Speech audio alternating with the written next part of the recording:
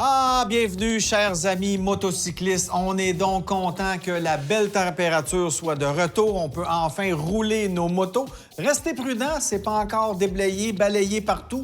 Donc, il faut rester prudent. Cette semaine, au Show de moto, on vous présente notre première chronique techno-moto où on va aborder avec Michel Garneau certains aspects un peu plus techniques de la moto, les aspects physiques, les aspects électroniques et mécaniques des motos qu'on adore. On va aussi avoir notre chroniqueur littéraire, Éric Ménard, qui vient vous parler de livres de moto. On a une collection de magnifiques livres à vous présenter.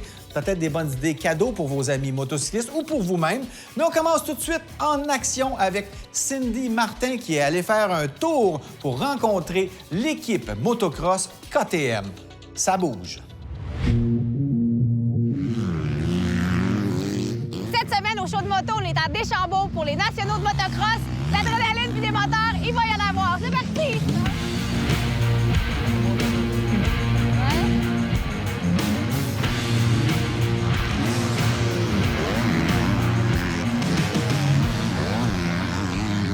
Jean-Sébastien Roy, je pense que t'as pas besoin de présentation.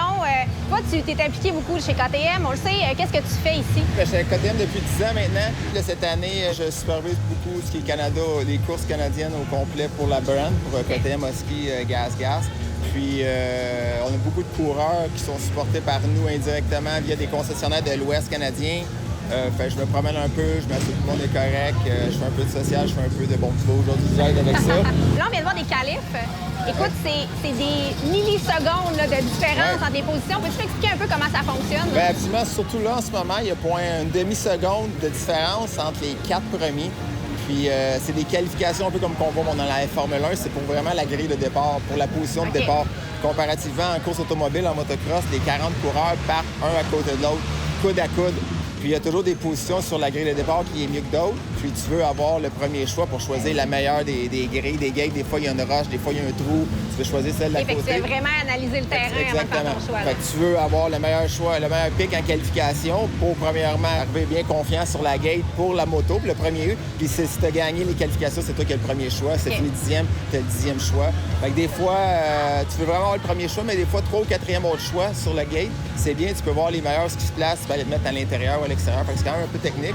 Puis encore une fois, comparativement à la voiture, qui part tout un en arrière de l'autre, tu peux pas sortir à l'avant si t'es en voiture, t'es parti 10e. Dans ce cas, en motocross, même si tu qualifies 12, t'as des chances de sortir en arrière parce que tout le monde part égal. Okay. C'est ça qui est cool du motocross. Justement, quand tu arrives pour faire une compétition, tu arrives la veille, j'imagine, ou quelques jours avant, tu vas marcher la piste. Comme tu dis, c'est quoi les étapes d'une bonne préparation? Bien, souvent, les gars vont marcher la piste, ils vont aller se promener. Il y a des courses amateurs, il y avait des courses championnat canadien amateur ici. Il y avait beaucoup d'amateurs qui roulaient dans les derniers jours. Fait que les gars vont se promener à pied, ils regardent les lignes qui se développent, ils regardent c'est 2 ou 3 amateurs qui se battent en première position. Tu peux quand même comparer des lignes extérieures et intérieures, qu'est-ce qui est mieux. Les trous qui se forment, les petits pièges qu'on appelle dans le circuit. Fait que les gars font ça, mais ils n'ont pas la chance de rouler la piste la journée d'avant. C'est vraiment le matin. Fait que faut que tu te couches à bonne heure la veille, tu sois prêt. Tu arrives le matin, tu as ta liste à faire, checker, on fait les tours de pratique, on essaie toutes les différentes lignes.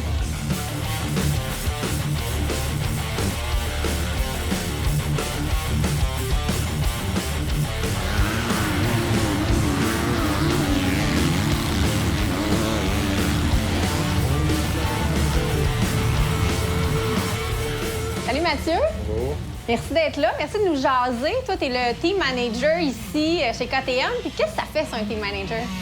Ça fait beaucoup de choses. Ça s'assure que l'équipement se rende à toutes les courses. Toutes les pièces qu'on peut imaginer pour refaire une moto quand on est sur la route, on voyage beaucoup. Ça, c'est une des grosses gestions de ma tâche. Puis là, dans le fond, il ne faut pas que tu manques de rien parce que peu importe ce qui arrive, il faut que vous soyez prêt à remplacer une pièce ou même un moteur. Oui, exactement. Donc, une moto complète, on en a environ 4 à 5 en pièces. Parce que là, on se promène ici, puis il y a beaucoup de KTM. C'est vraiment, on le sent que c'est dans votre ADN, c'est dans le sang. Les gens roulent beaucoup en KTM. Oui, exactement. Dans le fond, tu sais, KTM, le slogan, c'est « Ready to Race ». C'est ça. Donc, nous, c'est là qu'on met 100% du marketing, tout l'argent qu'on investit, c'est vraiment dans les courses, que ce soit motocross, que ce soit dans le bois. Tu pars d'un petit gars de 4-5 ans jusqu'à un professionnel. Ce week-end, c'est un national amateur. Okay. Donc, la semi-remorque a été là toute la semaine pour vraiment supporter autant comme si les petits bouts de chou que nos pilotes le dimanche pour la course professionnelle.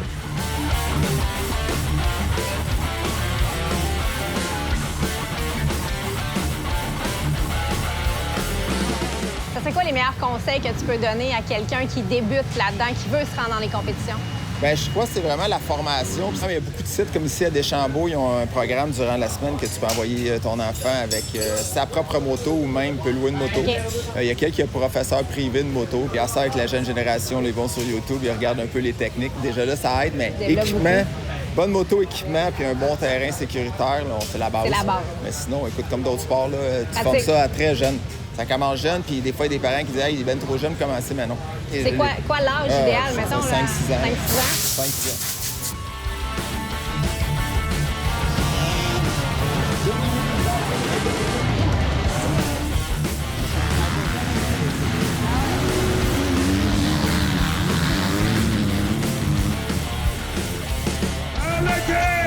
La vainqueur, championnat de titre, Eve Bronner!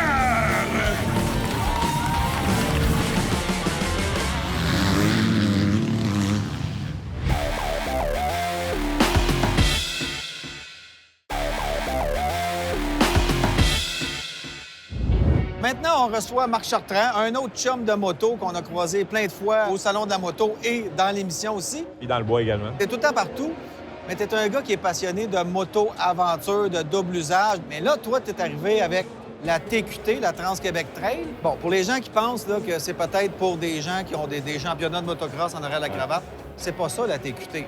C'est quand même relativement faisable si on a une bonne expérience en moto de double usage. Oui, bien, si tu as des talents de base en moto-aventure, tu as des bons pneus, ça peut se faire sans problème. Il y a des sections très faciles. D'autres endroits où la difficulté, c'est plutôt la distance. Donc, quand tu es vraiment à 150 km dans le bois, il faut que tu sois capable au moins de gérer, de ne pas être près de la civilisation. Crevaison, chaîne, gérer l'essence aussi. Oui. Mais on a des indications sur les applications que tu as développées où on peut un peu prévoir ce qui arrive devant nous. Bien, c'est ça, parce que nous, quand on a lancé la route, on a lancé l'application sur Android.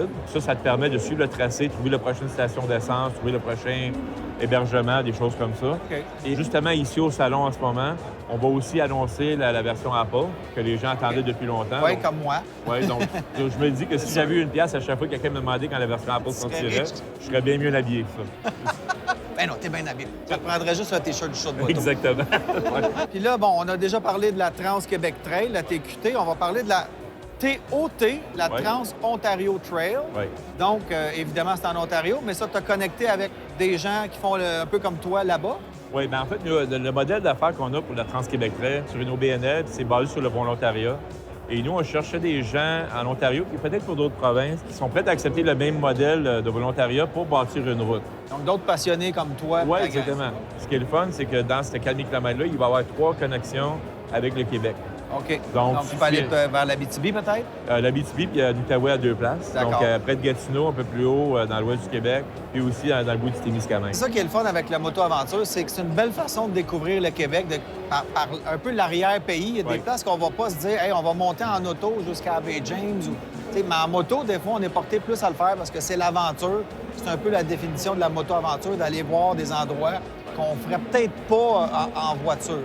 Bien, en fait, en moto-aventure, la vie n'arrête pas quand l'asphalte finit. Non, ça Donc, commence. C'est là que ça commence. Il y a tellement de découvertes. Tu sais, juste au Québec, tu as à peu près 500 000 km juste de route de chemin forestier. Il y a de quoi avoir au Québec. Bien, certain. Ouais. Merci, Marc. Merci pour ta passion. Merci pour le partage de ta passion avec tout le monde. Tout le monde trippe sur ce que tu fais. Alors, on va aller rider ensemble cet été, certain. Ouais. Excellent. On a Merci du beaucoup. fun. On a comme trop de fun quand on ride ensemble. C'est vrai. On l'a réinvité parce qu'on l'aime bien puis il connaît son affaire. Sylvain Bergeron de la FMQ, la Fédération motocycliste du Québec. Dernièrement, avec toi, on parlait des nouveaux motocyclistes, des gens qui débutent, qui sont en première, deuxième saison, avec tout ce que ça amène comme facteur de sécurité. Mais là, on va parler des plus vieux motocyclistes, des gens qui ont leur permis depuis longtemps, voire même qui l'ont toujours eu, où tu avais juste dans le temps à cocher une petite case et tu l'avais. Il y en a combien de ces gens-là qui sont encore en moto ou qui ont encore la possibilité de revenir à la moto? Il y en a pas mal? Oui, il y en a quand même, 200 000 et plus. Il faut noter, par exemple, que ces gens-là, bien, annuellement, on en perd entre 6 et 10 parce Des gens qui disent, qu'ils ne renouvellent pas. J'en ferai plus. C'est ça. Mais il y a quand même des gens, puis on le voit quand on donne des cours, il y a des gens qui reviennent à la moto. Super bonne idée. Par contre, il faut le faire de la bonne façon, puis il faut apprendre à se former. Et peut-être laisser son ego de côté. Oui, bien écoute, même avec des gens d'expérience, ça fait longtemps qu'ils roulent. On se fait souvent dire dans les formations Motopro FMQ, puis dernièrement, bien là, les rafraîchissements 4 heures qui sont, qui sont remboursables à 100 pour la troisième année. C'est excellent, oui. C'est vraiment destiné pour les nouveaux motocyclistes et ceux qui reviennent à la moto. Donc, c'est un 4 heures. Ces gens-là, ils vont être remis en contexte. Et puis, moi, j'appelle ça les anciens motocyclistes qui ont roulé là, 15-20 ans, bien, les motos ont beaucoup évolué. Ah, ça n'a rien à voir. Rien à voir. Les routes aussi Oui, bien là, ils ont dévolué. ont dévolué. Je sais pas si on se dit ça. Mais par contre, pour reprendre le contrôle de son bolide, il faut une formation. Ça là, ça s'apprend. On peut pas dire que ça fait 20 ans que je roule et puis j'ai beaucoup d'expérience parce que souvent, on voit que c'est 20 fois la même année. Il n'y a pas vraiment de progression d'une année à l'autre. Bon. On le voit des fois dans des voyages, on guide tous les deux des groupes motocyclistes, des gens qui ont 30 ans d'expérience puis ils sont pas capables de suivre. Puis peu importe, hein, en passant, peu importe où vous faites la formation, ce qui est important, c'est se former. Voire même aller sur YouTube, regarder des vidéos, des exercices. Vous allez rouler combien d'heures cet été, on ne sait pas, mais prenez 2, 3, 4 heures un peu partout dans l'été pour aller faire des exercices. Des 8 dans un stationnement, pourquoi pas? Très important, jamais faire ces exercices seul. Parce que si on échappe la moto et qu'on est coincé... Ça, c'est bon conseil, effectivement. Effectivement. Donc, on recommande de faire affaire avec des écoles de formation. Parce que c'est tellement pertinent de le faire. Puis, as-tu déjà vu un client, après son 4 heures, qui dit « Ah, finalement, j'ai rien appris. » Écoute, c'est investir dans le plaisir de conduire. Tu sais, à un moment donné, à une époque, quand j'ai commencé à faire de la sensibilisation, on disait souvent « formez-vous, sinon vous allez mourir ». Mais aujourd'hui, c'est pas cette approche-là qu'il faut développer, c'est « formez-vous » parce que c'est plaisant de conduire avec des gens qui savent manier une moto. Bien, tu vois, quand on est en groupe, tu vois un motocycliste qui est fluide, qui fait toutes les bonnes choses, c'est beau à voir, c'est le fun. C'est beau, c'est sécurisant, oui. Puis c'est plaisant parce qu'on n'est jamais dans le trouble, mais il faut être prêt quand le trouble arrive, évidemment. C'est ça. Il faut repérer les risques. T'es un vrai Bouddha de la moto, Sylvain. Bouddha de la moto. T'as la coupe, mais pas la shape. C'est bon. Merci. On finit là-dessus. C'est assez. C'est assez. Merci, Éric. Je Toujours suis un sans plaisir. mots. Ne bougez surtout pas. Après la pause, on vous présente notre première chronique Techno-Moto sur comment ajuster votre suspension de moto. Très intéressant.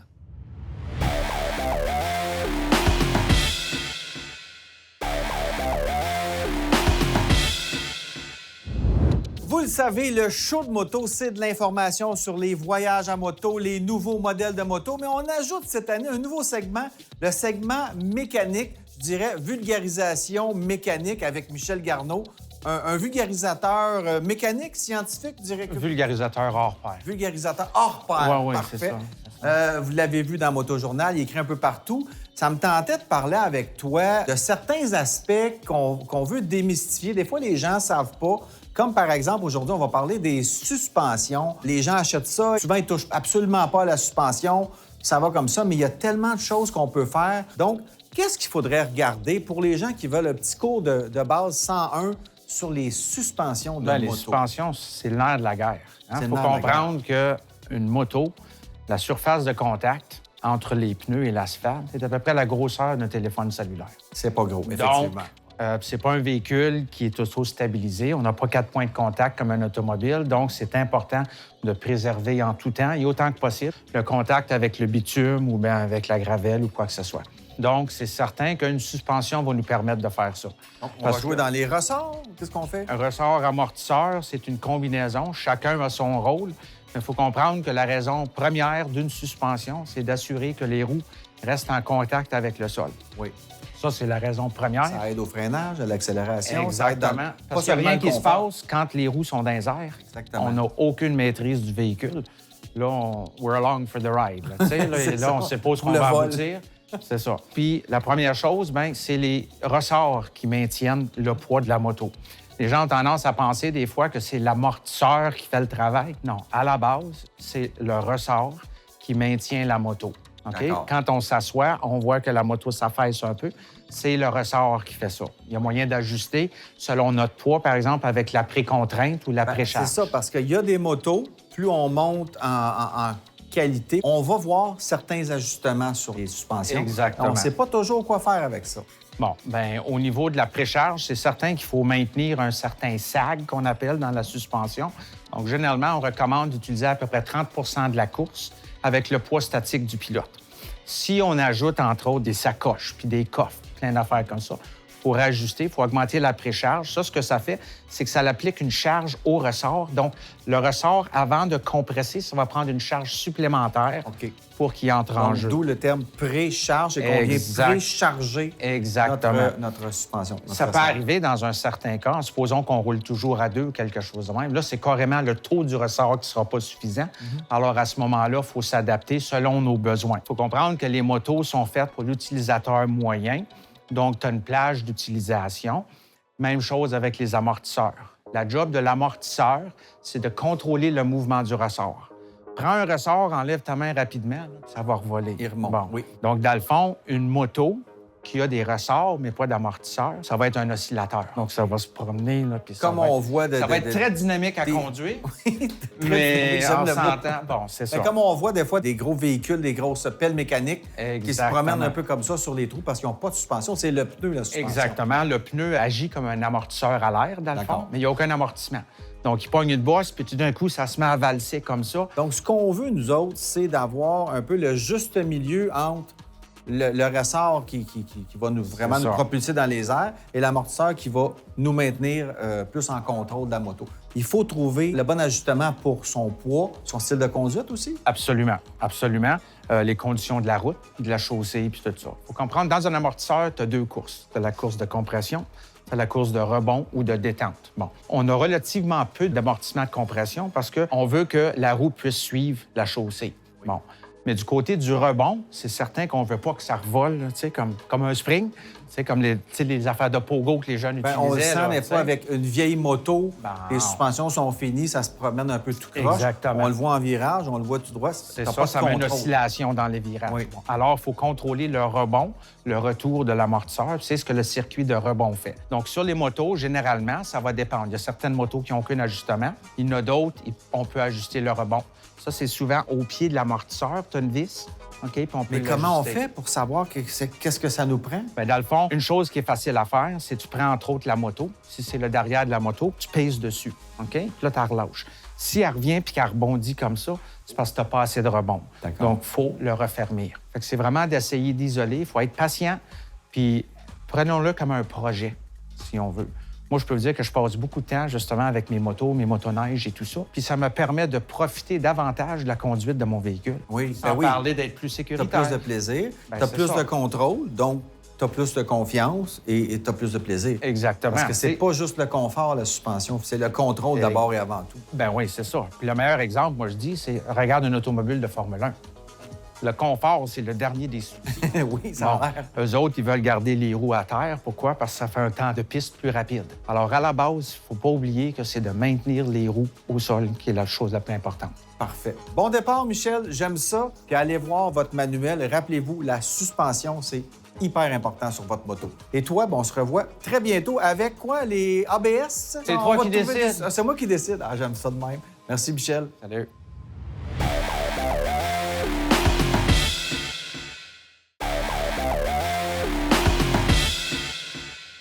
Vous cherchez des idées cadeaux pour votre passionné de moto favori ou peut-être pour vous-même, vous cherchez un beau livre. On a reçu vraiment une belle collection de livres. C'est les éditions Quarto, Q-U-A-R-T-O, qui nous ont fait parvenir ça. Je vous en présente quelques-uns. Il y en a aussi sur d'autres sujets, des vieilles voitures, etc. Mais ce qui nous intéresse, c'est la moto.